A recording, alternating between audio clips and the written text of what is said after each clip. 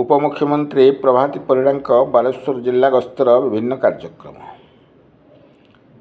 बालेश्वर जिला को माननीय उपमुख्यमंत्री श्रीमती प्रभाती परिड़ा गस्त करते विभिन्न विभाग योजना और प्रकल्प संपर्क में से विस्तृत भाव आलोचना करने संगे संगे समीक्षा करिसेंती।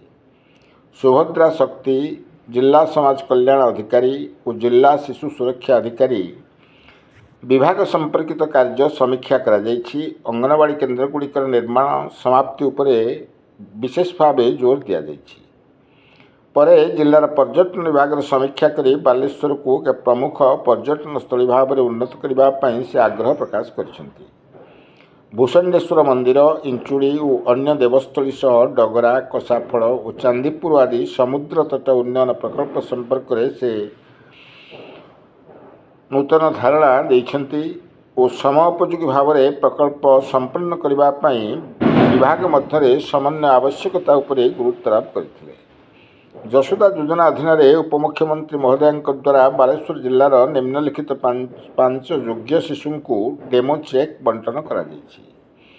अनिमा मुर्मू टेक्निकल एवं भोकेशनल श्रेणी सहायता, गीतांजलि मुर्मू टेक्निकल एवं भोकेशनल श्रेणी सहायता, गायत्री पात्र जशोदा योजना अधीन मेरिटोरियम छात्री भाव सहायता, मीरा सिंह सुकन्या समृद्धि योजना अधीन जशोदा योजना सुविधा अंतर्भुक्त, कांचन सिंह सुकन्या समृद्धि योजना अधीन जशोदा योजना सुविधा अंतर्भुक्त।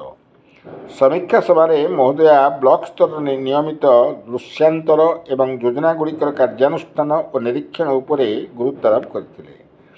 एसहित जो सब सुभद्रा बेनिफिशियरी विफल होइछंती सेगुड़िकर कारण खोजी विलंब हेउथिबा लाभार्थी मानकु तत्क्षणात् सुविधा देवाई निर्देश देले। परे माननीय मंत्री